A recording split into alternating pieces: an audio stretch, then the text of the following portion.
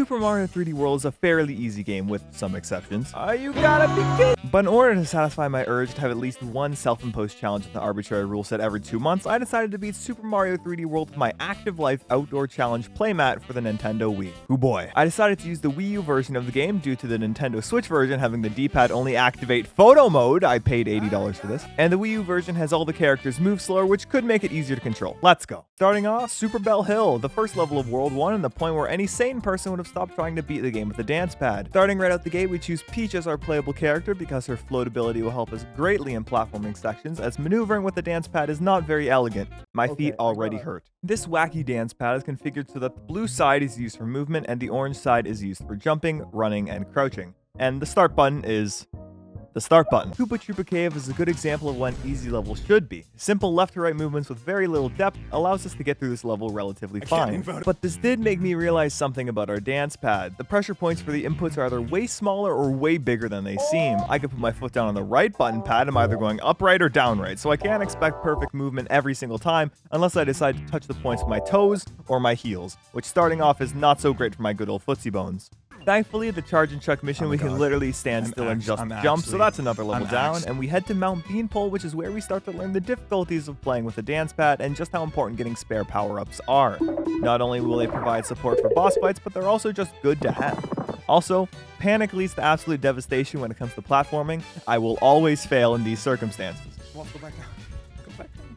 Go back down to the right. To the right. Come on, man. Plessy is always good though. As long as you can play Mario Kart with the dance pad, you can play through with Plessy. That leads to the Captain Toad stage, which is quite the doozy because as you see, we don't have a right stick, so we can't move the camera in a stage where the gimmick is that you can actually move the camera. So a time limit expiry later, and that is an extra 5 green stars, which allows us to enter the 10 green star check or Bowser's Highway Showdown. Green stars are going to be a major problem in this run because there might not be enough green stars that are possible for my grippers to acquire in the 8 worlds before the final 170 star green star check in World Bowser. Speaking of Bowser, World 1 Castle, which is fairly easy once we learn how to schmoo. World 2 is mostly the same as World 1. We just have to end up using our magic powers to activate the touchscreen to complete certain levels. I'm slowly getting better at moving around with this dance pad, but progress is slow. Speaking of things that are slow, auto-scrollers. Bowser's Bullet Bill Brigade is by far the hardest level we've run into so far, mainly due to the fact that we can't just slip past enemies because our forward movement is being restricted by the camera. Also the fact that if we die, we go to the very start of the level, add a boss fight on top of that, and we practically have to run through the entire level without being hit, and then make it through the boss fight. Harder than you think, especially when you have to bust a move at the same time. Also, we are never going to use the Golden Leaf power-up, that goes against my pride. That caps off the first stream out of 5. My feet were killing me at this point, so now I go and get some rest as we move on to World 3. For the second stream of this challenge, I decided to actually have good lighting, and we start off with Snowball Park, and ice physics do not make maneuvering any easier. In search of green stars, we chase a bunny for 2 minutes to no avail, and then try some technical wall jumps to get the 3rd green star, which all I have to say is how did I expect myself to do this? Taking the right path to Shifty Boom Mansion, which is another pseudo 2D level thankfully, so we navigate through it with minor difficulties, other than being bamboozled by this pipe, but we're not going to talk about that. Right. During this level, I came up with the great idea to put tape on the dance pad so I could detect where my foot is on the pad. All that I can say is that my socks got tape on them and nothing of value was gained. I attempt to do another Captain Toad level, but yeah, no, that's not going to work. Pretty Plaza Panic just caused me to freak out due to the timer almost running out, and for some reason I feel like that's foreshadowing somehow. Taking out the Magic Koopas is surprisingly easy. Beating them up unlocks the 30-star requirement for Chain Link Charge, which is an auto-scroller, but it mostly stays in the pseudo 2D style, thankfully. Pipeline Lagoon is our first major underwater level, I think, and we clear it surprisingly well. Glad to know I've still got it when we roll slots, anyways. Mount Mustache and Switchboard Falls are relatively easy to beat. The only setback is in Switchboard Falls, and it's not even a problem with the level, it's the Switch. I paid $80 for a photo mode. That leads us to the new hardest level of the run, the Bullet Bill Express. Another castle auto-scroller, but this time way faster. At least it felt way faster. Just like Bowser's Bullet Bill Brigade, you have to practically be perfect on your run if you have a chance. Now, how does that hit? Although Bam Bam is way easier to fight than Boom Boom, probably due to the not turning invisible thing that they do. Playing through this level, I felt as if I was one of those AI videos showing every instance in the AI learning over time, over and over again, like the millions of evolutions. Anyways, but after that, we move on to World 4 after an hour of attempting this single level. Psych, you thought. Time to fight the Histocrat. This was the true test of skill the entire time. Surprisingly, not that bad, granted if you have the cat suit. Anyways, World 4. Our next big hurdle is the first level of this world, Ant Trooper Hill, because this is the worst type of auto-scroller, the one where the camera isn't limited, but your movement is. This level made me feel like a world-class drummer with all the times I had to tap my foot at some parts, and this is when I really learned that air acceleration in 3D World was very, very slippery. But we managed to nab all of the green stars in this level and move on to Piranha Creeper Creek. Ah yes, the plants. They're not plants. Stages that go in the up and right direction aren't so bad, but it's especially difficult when the level goes up and left, because then my foot has to be a world star gymnast just to stretch and reach the 2 buttons on that mat. Now it's time to fight the Boulders. Surprisingly easy to do, although this is one of the rare times I have to actually use the fabled run button. We take out the Fire Bros next, and then it's on to Big Bounce Byway. This level has floating bounce pads that move. Fun. Getting the timing right is crucial, which is another reason why Peach is the best character for this run. However, now there is a moving bounce pad that goes up and left. Oh no, nuh-uh. Upon clearing that out, we unlock Mystery House Mad Dash, which is surprisingly easy if you pay attention. Keyword pay attention. There weren't any up left levels either, which is a nice touch. It's become apparent just how good I've gotten at actually using the dance pad. So with that, we head back to World 2 to do the casino and Mystery House Melee, which is even easier. Granted, that's only if you have the cat suit, but it's still pretty easy. We head back to World 4 and Spike's Lost City. Hoo boy, remember what I said about moving bounce pads? At least those gave you leeway time as they bounced you up in the air. Now we don't have any leeway time, so this is a struggle. Thankfully, we can use our magic powers to solve the flip switch green star, and then we can continue to the rest of this up left level. Dear lord, screw this section in particular. Skip forward about 30 minutes and a loss of sanity, and we finish that level. I swear resisting the temptation of the golden leaf is so difficult yet so easy. I can't put my finger on the feeling, and I don't want to. Now we reach the castle and break the 50 green star wall. Lava Rock Lair is a lot easier than the past 2 castle stages just due to the fact that it isn't an auto scroller, but it still is fairly challenging with the boss, because hoo boy, the coordination you need to jump on one of the boulders,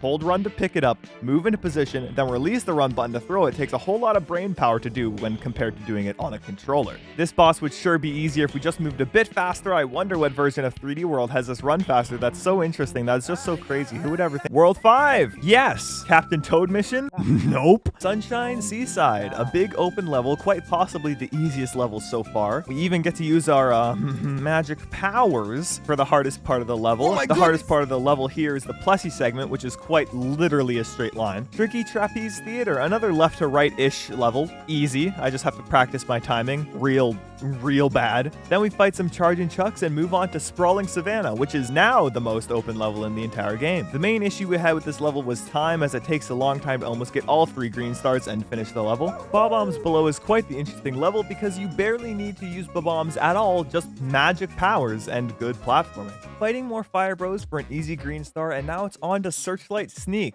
I'd lump this level into the semi-auto scroller category just due to the fact that you constantly have bullet bills on you, because stealth is not so much an easy option when you have to play Dance Dance Revolution just to move around. We do get our hands on the Tanuki suit for a time, although it doesn't stay for long. Now it's time for a castle stage that isn't an auto scroller. Holy moly, let's go. King Kathunk's castle might be the easiest castle stage, but at the same time it's mainly an up left level, so my feet might be in pain, but at least the level itself isn't painful. The boss fight is a far cry from anything remotely difficult. Even with the dance pad it was easy, right? World 6, here we go. Clear Pipe Cruise is fairly easy thanks to the clear pipes doing most of the movement for us, but time was certainly a concern as we made it out with only 50 seconds to spare. Spooky Seaside Wreck is another level that just shows how much better I've gotten at using the dance pad. Comparing this to the first level is quite wacky, to say the least. Green star requirements are really catching up to us now, as we need 130 green stars to access the World 7 castle, and then 170 for the final level, and we're not even halfway there at this point, so I'm gonna keep my eyes peeled for any green stars I can find. Deep Jungle Drift is another one of those semi-auto scrollers, so sadly we aren't able to nab as many stars as the big purple goop surrounding us at all times. Wasn't that friendly to someone simultaneously playing 3D World and Dance Rush Stardom, although we are a lot better at controlling Peach.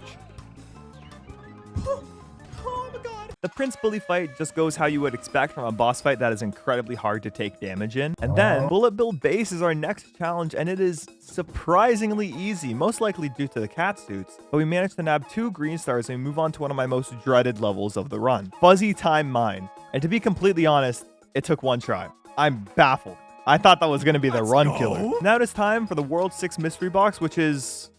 Were these mystery house boxes always this easy? Anyways, I bet I'm gonna get some punishment later on. World 6 castle stages, another auto-scroller with no checkpoints. At least the stage had the mercy of being up and to the right instead of causing my foot tendons to rip in half, because I was actively feeling that happen as I fought Boom Boom, which thankfully, due to the Tanuki suit I had, was super easy to do. Now it's on to World 7 with only 95 green stars. Psych! It's time for the hardest fight in the game, Motley Boss Block. This fight is by far the most challenging boss in the game due to the sheer hops on this lad, and since I only have 2 feet, I can't really run without letting go of the D-pad, bringing Peach to a complete stop, and it doesn't help that Peach is the slowest character in the game either. However, I came up with a brilliant strategy. Just simply juke out the boss and you won't have to run. And this works surprisingly well as we move on to World 7 after half an hour. Let's go! Like I mentioned before, we need 130 green stars to get to the castle stage of World 7. So you might have to do some backtracking. With that said, Fort Fire Bros is a hassle.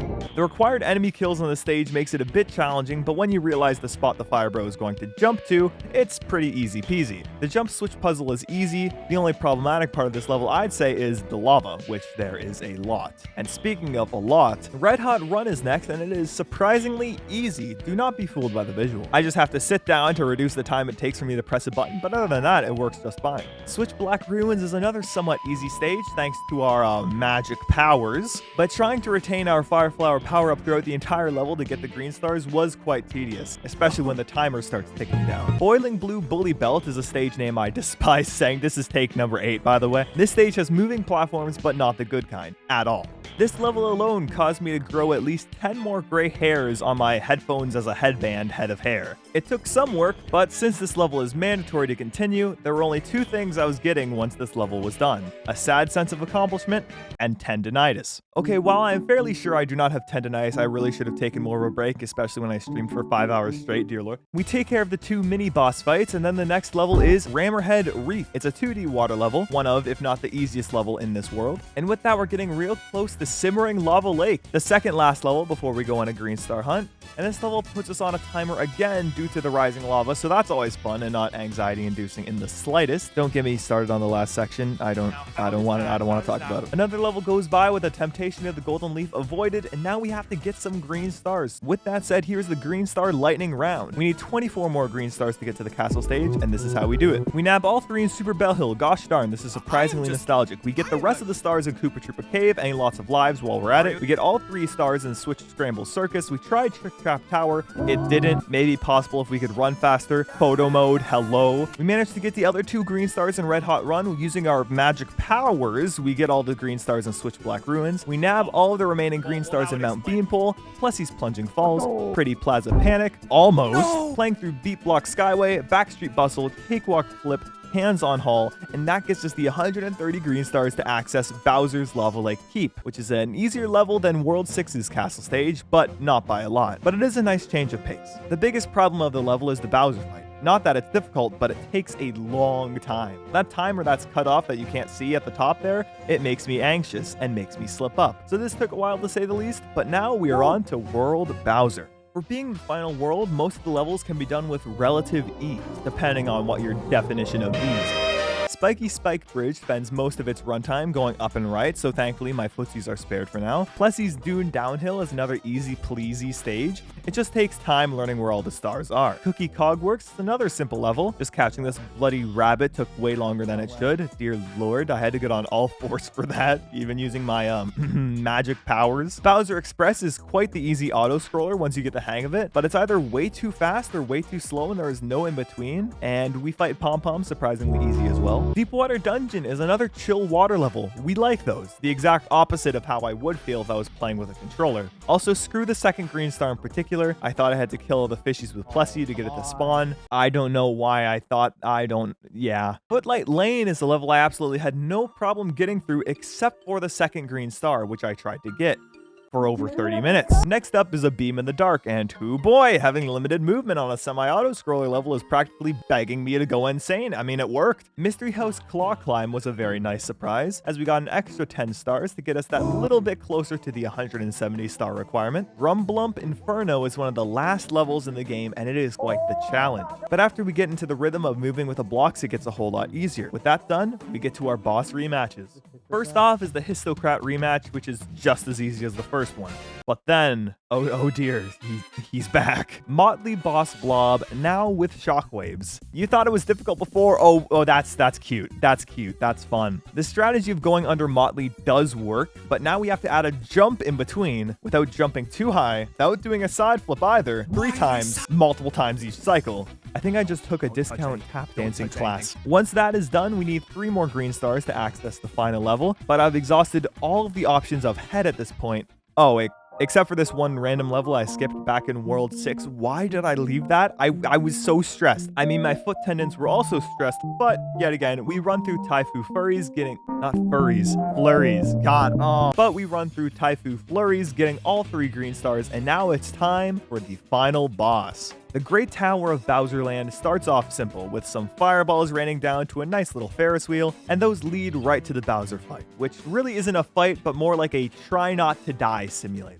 which just so happens to be an auto-scroller. Fantastic! Thankfully, we can rub up the walls in the first section to move left or right instead of, giving myself tendinitis. And that clears the first section. But now we get to the part where Bowser starts cloning himself, and thankfully, we transition to a 2D setting for a bit. But right when we get to the stairs, those godforsaken stairs, my worst enemy. If I couldn't jump up the stairs here, I bet the run might have just ended right there. The Bowsers come up at such a fast rate that if you aren't sprinting all the time, you will die. And sprinting all the time is an issue when using the dance pad. But with that said, those stairs are the last challenge in this game, and the first challenge I'll have to face when I shut off this stream. My legs are pretzels, toothpicks, and other frail objects and synonyms. And that closes off Super Mario 3D World with a dance pad. But while writing this script, I realized one thing I should have done that I very much regret. I shouldn't have worn socks. My audience retention would be so much higher, I swear to God.